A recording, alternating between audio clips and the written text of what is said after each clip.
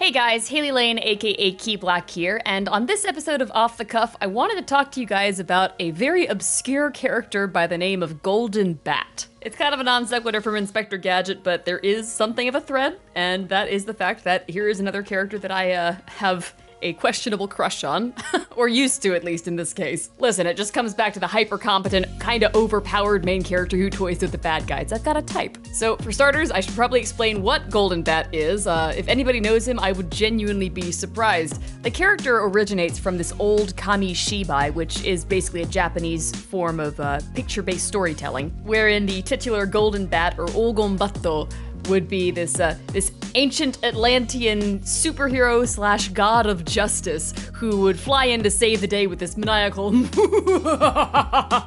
kind of laugh and pretty much have whatever Deus Ex Machina power he needed to save the day from the evil Dr. Eric Nazo, who originally I believe was an alien and in later versions was changed to a German scientist. Dr. Nazo is basically if you took Dr. Claw and put him in a giant four-eyed cat suit and put him in a UFO. Golden Bat himself looks like if you took a luchador, complete with the lace-up boots and tighty whities, gave him a vampire cloak, and replaced his head with a skull. He kinda looks like he should be the villain of the show. It's about as campy gets. I first learned about the character through my college roommate, Erica Schumacher. This is about 8 or 9 years ago, and she's half Japanese, and this is kind of at the height of my I love any and all skeleton characters phase, and I do mean love. I developed crushes on them very, very easily. And she told me about this old Japanese character called Golden Bat and said, Hailey, I think you might be actually pretty interested in this guy. He's kind of an old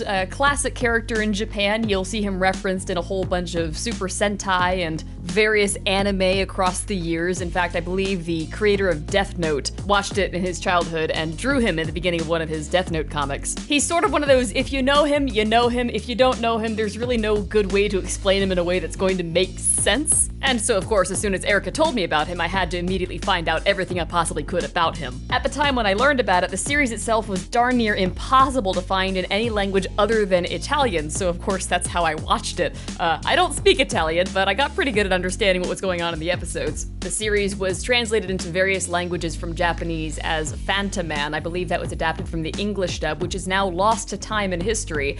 At one point, I launched kind of this big search to try and find any remaining copies of the English dub, which only aired in Australia, was dubbed by the Far East Company at the time, that or Frontier Enterprises, I always get the two mixed up. The only remaining clip that exists, because it seems like all the original recordings were recorded over for different TV shows that were aired and they were never collected, right? The only remaining recording that exists is a small clip on YouTube of an episode like, on the next Phantoman episode teaser, but that didn't stop me from spending I think the better part of 2 years looking for it in various like national archives and things like that.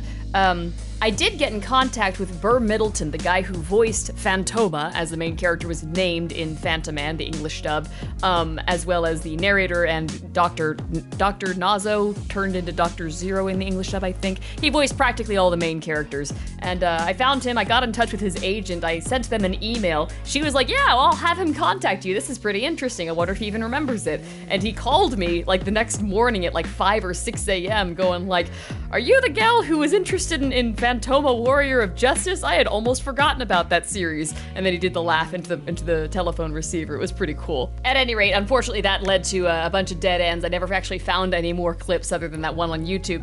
But I did find a box set of DVDs that had both the Italian dub as well as the original Japanese, which was also darn near impossible to find. Even with Erica's help, we couldn't find any episodes in Japanese, even uploaded like Niku Niku Doga, because there was like some serious copyright stuff going on. I know a little while ago was the 50-year anniversary of Golden Bat, and as a celebration, the entirety of the series was released for streaming on some Japanese site. Like, that was a big deal. So finding this DVD box set of Japanese as well as the Italian dub was kind of a big deal. I was like, wow, am I like the only person in the West who has this? I might very well be. If there's any other champion out there who has this extremely obscure thing, I would like to talk to that person. That is there's a little bit of a same wavelength thing going on there. At any rate, I supplied those episodes to a subtitler by the name of the Skaro Hunting Society, and they got through 4 episodes. I funded 2 of them. You guys should go check out the Skaro Hunting Society. They specialize in really obscure recordings of anime and subtitling those for Western audience. And the entire series is now available on archive.org. So if you guys are curious about this stuff, I can't recommend this series. It's not good, but it's very campy and very ridiculous and very fun. If you just kind of want to experience what the hell it was like, it's over on archive.org in its entirety. There was one point early on when I discovered the series that I did kind of try to do one of those reimagined things like I did with Ghost Rider, and you know, here I go again with the AUs, right? There's not a whole lot to tell about my efforts there. I never really had a story in mind, more like bits and pieces of what I thought were like the potential story in Golden Bad. Like, I can't explain to you what potential I saw. I think I just had a crush on the main character and was in denial about it once again. My redesigns for him kind of waffled between this very robotic kind of construct superhero looking guy and this very decrepit monstery looking thing, so clearly I had no idea what I specifically wanted out of it. There is some other champion right now though who is rebooting the series as a manga, apparently coming out this year, so I'm gonna keep an eye on that, see what they do with it. But yeah, kind of one of those really hyper-specific, hyper-unique, hyper-obscure things that I got into a little while back. And you know, I'm not gonna try and be an arbiter of quality here. I still like it. And if any of you guys are curious about it, I hope you enjoyed digging into it like I did a couple of years back. At any rate, thank you guys for listening and watching this episode.